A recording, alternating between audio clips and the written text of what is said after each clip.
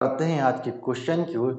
जैसा कि यहाँ पर हमें दिया गया है, एसएससी के सीरियल में 2023 में आ चुका क्वेश्चन है। यहाँ पर हमें दिया गया है टाइप नंबर 15, अविनाश का मासिक वेतन 50,000 रुपया है, उसका मासिक व्यय 18,000 रुपये है। राधा का मासिक वेतन 60,000 रुपया है और उसका व्यय 24,000 रुपये है। राधा की बचत और अविनाश की बचत का हमें अनुपात यहाँ पर ज्ञात करना है। तो जैसा कि यहाँ पर हमें क्वेश्चन में दिया गया है कि क्वेश्चन में हमारे पास यहाँ पर अविनाश है और हमारे पास राधा है।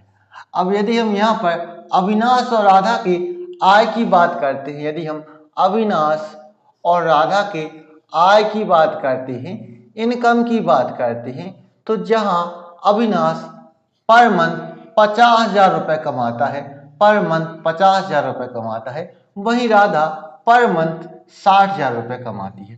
पर मंथ 60,000 रुपये राधा कमाती है। यदि हम अविनाश और राधा के खर्च की बात करते हैं, यदि हम इन दोनों के खर्च की बात करते हैं, एक्सपेंडिचर की बात करते हैं, तो जहां पर अविनाश पर मंथ 18,000 रुपये को खर्च करता है, पर मंथ 18,000 रुपये को खर्च करता है, वहीं राधा पर मंथ 24,000 रुपये को खर्च करती है, 24,000 रुपये को खर्च कर देती है।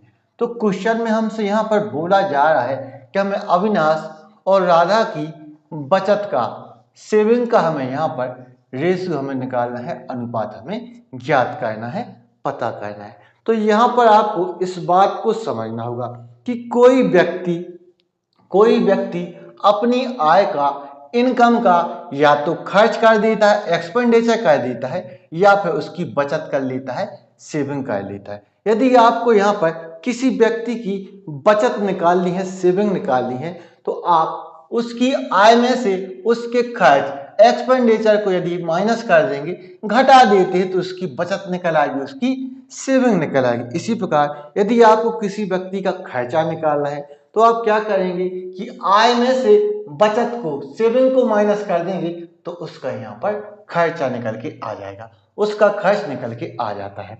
तो यदि हमें यहाँ पर अविनाश और राधा की यहाँ पर बचत निकालनी है, सेविंग निकालनी है, तो हम राधा और अविनाश के आय में से उसके खर्च को यदि माइनस कर दें, तो उसकी यहाँ पर बचत निकल के चली आएगी। तो यहाँ पर अविनाश की आय 50,000 है, उसका खर्चा 18,000 है। यदि हम 50,000 में से 18,000 को माइनस कर दें, तो अविनाश की बचत 32,000 निकल के आ जाती है, कि अविनाश की बचत यहाँ पर 32,000 है। इसी प्रकार राधा की आय 60,000 है और उसका खर्चा 24,000 है। हम यदि 60,000 में से 24,000 को माइनस कर देंगे, तो यहाँ पर राधा की बचत 36,000 रुपये निकल के आ जाती है, कि राधा की बचत है यहाँ पर 36,000 रुपये। यदि हम इन दोनों की अनुपात की बात करते हैं, तो यहाँ पर ये 3 जीरो से 3 जीरो कट जाएगा। उसी प्रकार 4 से 32 कटेगा 8 बार और 4 से 36 कटेगा 9 बार। तो क्वेश्चन में यह देखो कि हमें यहाँ पर क्या बताना है।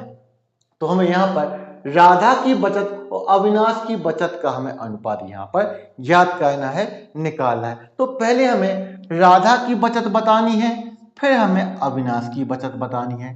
तो यहाँ पर राधा 9 है और अविनाश यहाँ पर 8 है।